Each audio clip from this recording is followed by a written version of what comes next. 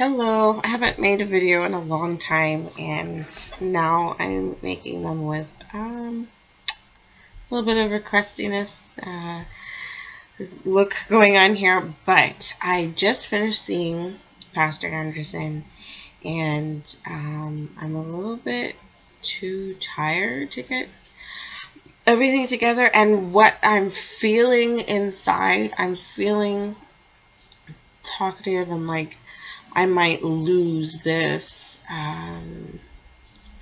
momentum that I'm feeling in my heart right now, just to actually do a video. Um, so we went to go see Pastor Anderson, who came to Canada, and I thought I would see a lot more people like who went to these non-denom church and different churches that we're listening to what was going on online and watching what's happening. I feel like, I guess, but there wasn't a lot of people there. I didn't see anybody I knew. There was one woman there, and she looked familiar, like really familiar. Like I either worked with her or so this event all happened in Woodbridge. And anyway, so we went soul winning. Yeah, I could say the group of people that showed up, that's the first thing I just did not expect. But after a while, everyone just kind of enveloped me like a mother, and they took, it was good. It was all good and blessed, and I don't know what to take away from it because it was truly not what I expected, like at all. Maybe in all the good ways, and like, not to say that it wasn't good. It was good, but in a lot of ways, it's not what I expected. Pastor Anderson was very personable. He was just like, I felt like I knew him for 10 years. I felt like he was somebody I knew. And he was that close. Like, he would come that close to you and just talk to you and just act like a regular person. Like, I'm used to people who don't even have, not even a fraction of the fame he has, acting like they're like beyond God. Like, they are beyond God. So I really didn't expect to have all this time with Pastor Anderson. So I didn't really have anything to say because I didn't really plan to be able to talk to him too much. I was disappointed that there wasn't more Canadians who brought stuff out to promote Canada, like to say, come out to Canada, like this is a great place, you know what I mean? They kind of just showed up with very fancy clothes, which I was just like, I don't know. When you're when I was doing soul winning before, we went out with regular clothes because on a personal level, like on an interpersonal level, if you want to be interpersonal with somebody, when you're dressed to the nines and like a suit and a tie and a this and that, and you're trying to talk to regular people on the street who are obviously not in a business meeting, if they're walking on the street or they're coming out of their homes or they're coming off of the couch from their pajamas, you're going to create perhaps like a wall, you know what I mean? So, some of them were really dressed up, but they didn't look so dressed up once I got to know them. So that shows you a little bit about how the human psyche works. You build up the unknown. That was a big lesson. You build up the unknown at times to a level of just stupidity. Because the way that I looked at all the people who were there before I talked to any of them, I wanted to go in that Panera and walk right out. I was just like, am I at the right place? And I don't often feel like that. Like, I'm not that person. I'm usually like, okay, let me get in there, let me see what I can do. How can I shake it up? How can I find out what to do? But I walked in there and I was like, ooh, I don't know. Like,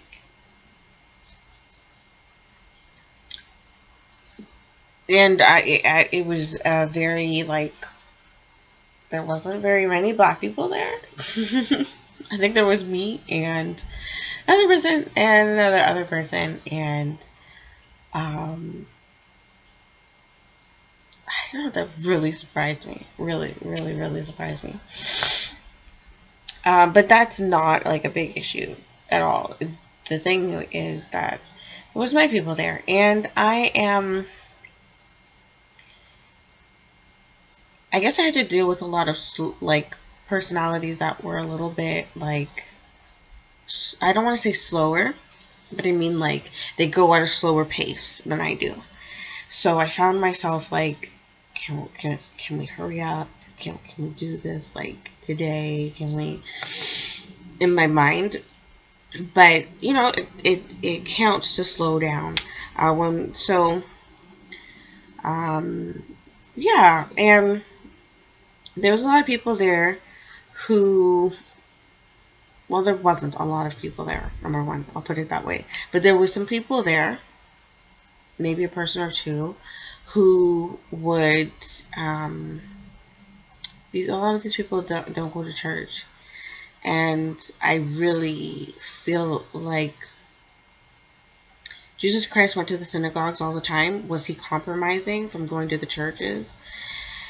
And I brought this up to someone, and they said, you know, I said, well, Jesus Christ went to the church because he's not going to church, like, at all. And I said, okay, well, if we don't support what we have, then we're going to just lose it all, because now all these mosques are coming up, and we're not supporting what we have, so what's the point? All the churches are just going to close down, and it's going to be another, we're not going to have the option to go to church, or, you know.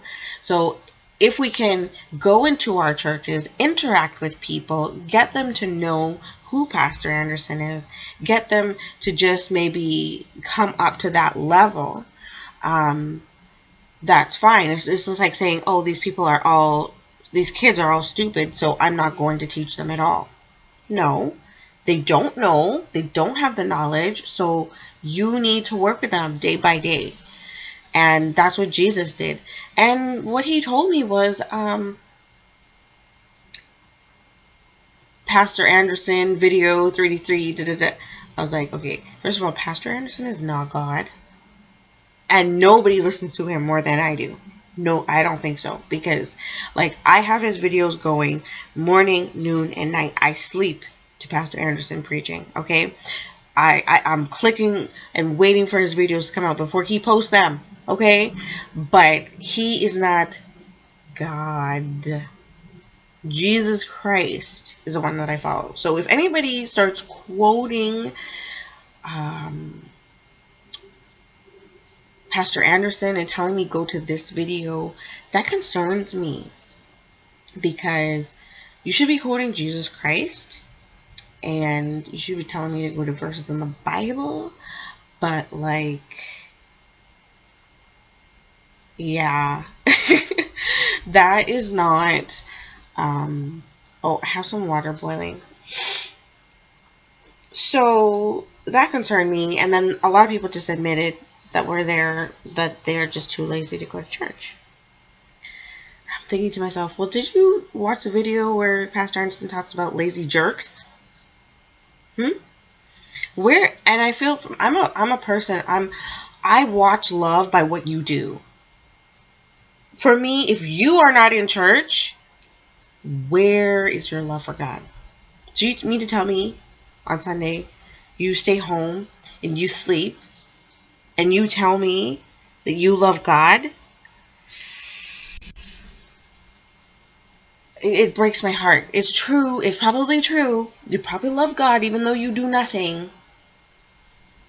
But I've never regarded people. I'm a human being. I'm not God. I can't weigh the heart. But I've never regarded people who were like that to love God. I've actually regarded, a lot of those people in my life who are against the church as malevolent people. And I have been kicked out of many churches and had many troubles with many churches, but I've never been down on pastors and people who are for God, okay? And I don't know.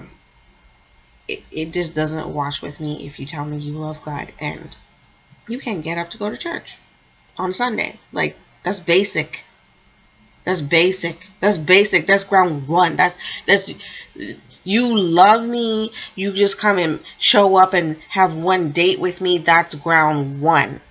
If you can't even get past the first date, you telling me you love me, like, I don't know what that means, you know, in a real sense. So, yeah.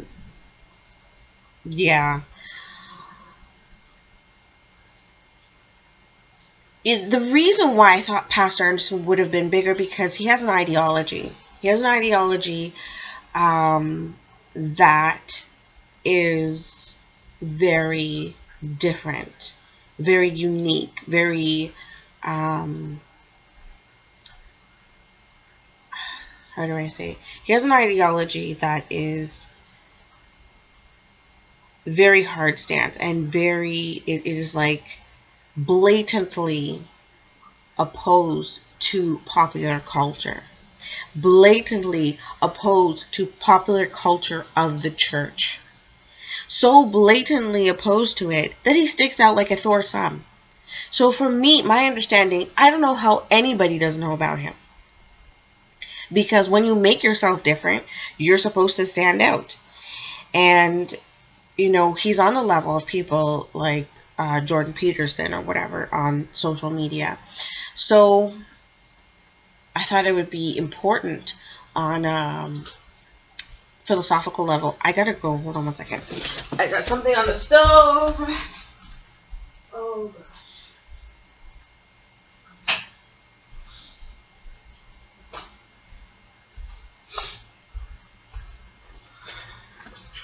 On a philosophical level,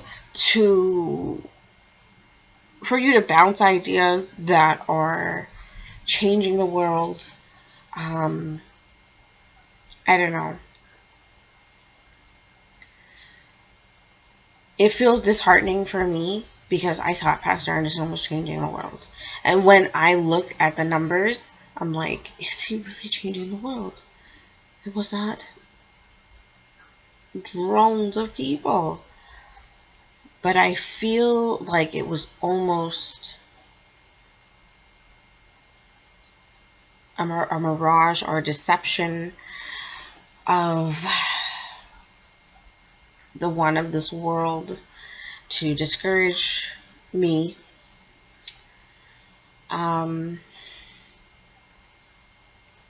Anyway, so Nicholas got baptized. And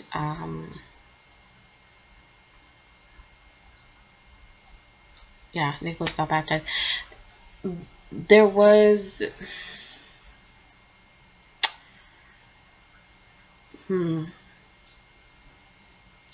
I don't know.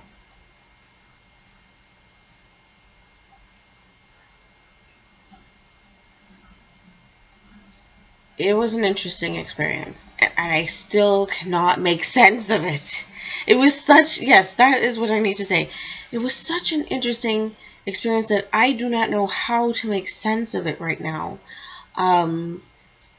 Pastor Anderson was like family. Okay, how did I think the experience would be? I thought, first of all, I was trying to get my life together up to this point. Like, I have a whole bunch of financial issues that I have to deal with and certain things that I was like, okay, going to Pastor Anderson thing, I got to get this all worked out so I could, and I would talk to him and I would just be like, you know, you help me out with this and with that and with that and with this. But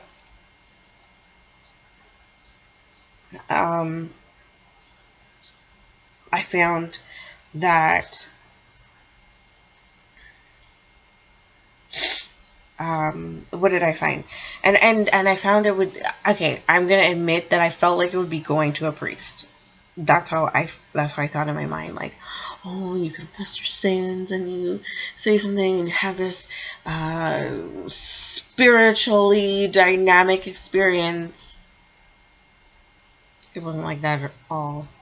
It was just like seeing your good friend down the street. Yeah, that's how it was. It was not like seeing a spiritual anything. So that was shocking.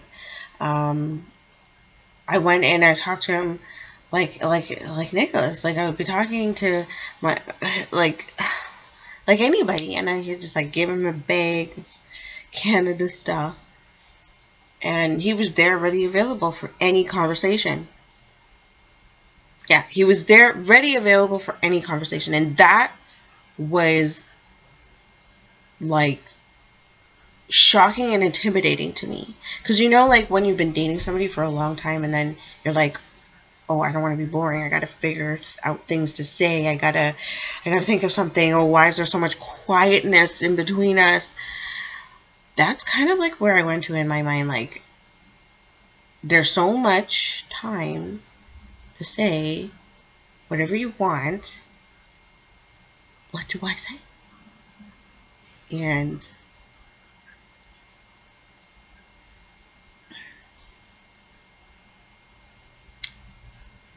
I was hitting a blank. I was hitting a blank wall because I didn't study. I guess I didn't study his videos to see any questions or anything I had with his doctrine. I didn't really have too many questions. I just like, because it's like it's his thing. Like I can pick and choose whatever I want to. He's not like lording over me saying you have to believe this or that or whatever.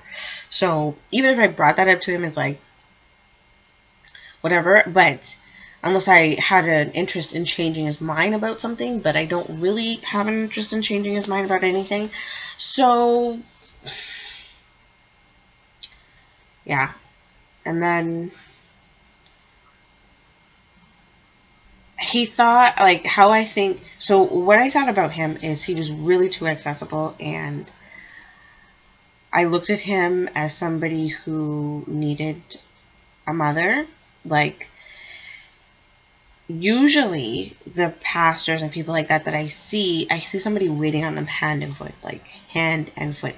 He's running around with his tie and his clothes in his hands and his shoes and running here, doing this, doing everything by himself. Everything. Like, he was just so hands-on.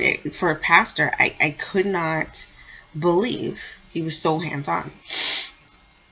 So he's running around doing everything by himself. Like, every time I want to take a picture of him, he's got like all of his laundry in his hands, or he's got like his wet laundry from baptizing people, or he's, you know,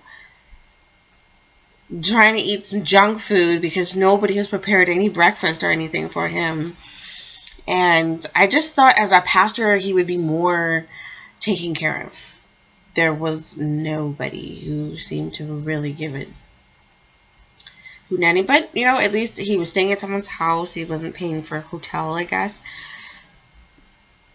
And the sense, what I thought of him is, he felt so down to earth that it was just unreal. So down to earth, it's unreal. And the way that I think he perceived me is a little bit of a weirdo, because I want to take all these pictures with him, and I'm like, where are your people? Like, how come you're doing all this by yourself? Like, you should not be doing this. The pastor should be handed water. The pastor should be having somebody with him to have a towel for him. The pastor should this, should that. And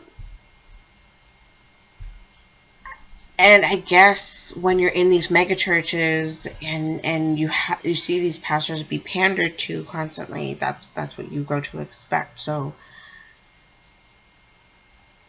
I did not expect to see him on the ground as much as I saw him. he thought I was a little bit of a weirdo because I just went and I would talk to him, and I didn't have any, but nobody would be talking to him some of the times, and he would be having to come up with conversation and things to do, and I'm like, and then I said, well, I tried to say the things that were on my heart, but they would not come out. Like, you know, you did this video really great. Yeah, none of that stuff was coming out the way I wanted it to, like, at all. I should have wrote down what I'm going to say. Next time I meet somebody who I might be intimidated to be around, I think I'll write down what I have to say, because I really could not utter cohesive sentences that sounded more than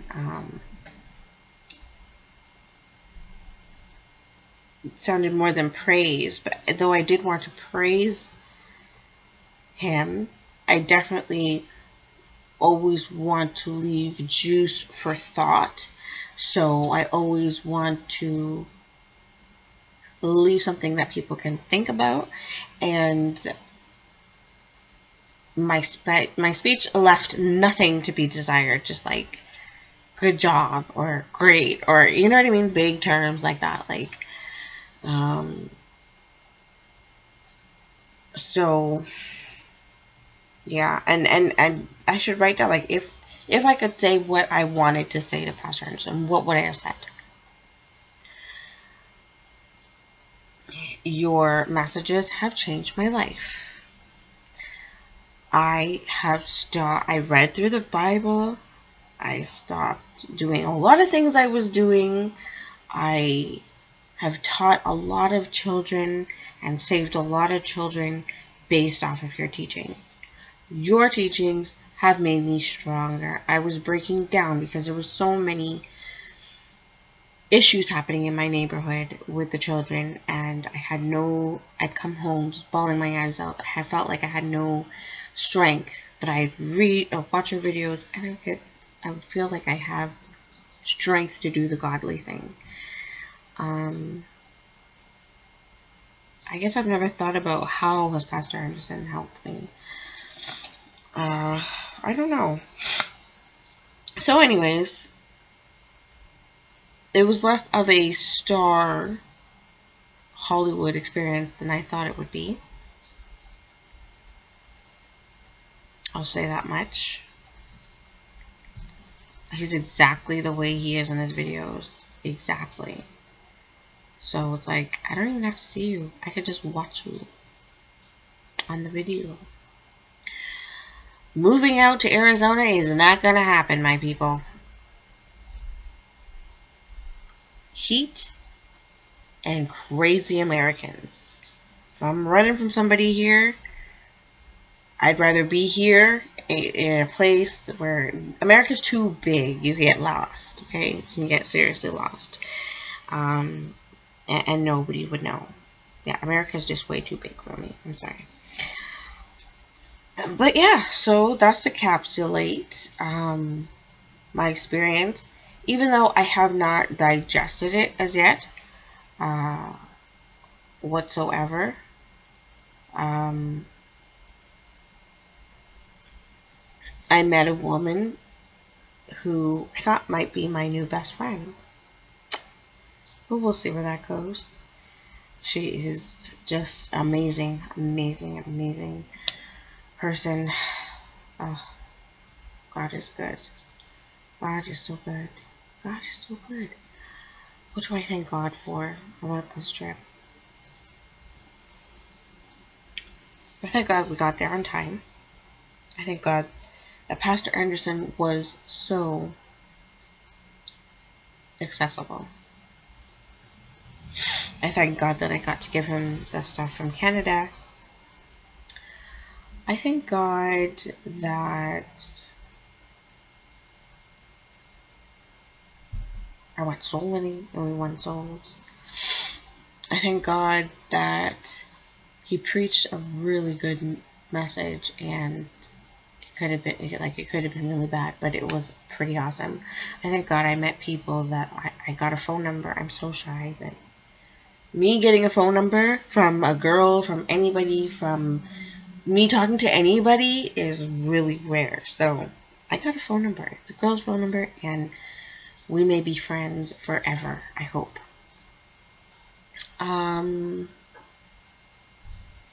What else? I thank God that I got the shirts. I got a lot of different shirts.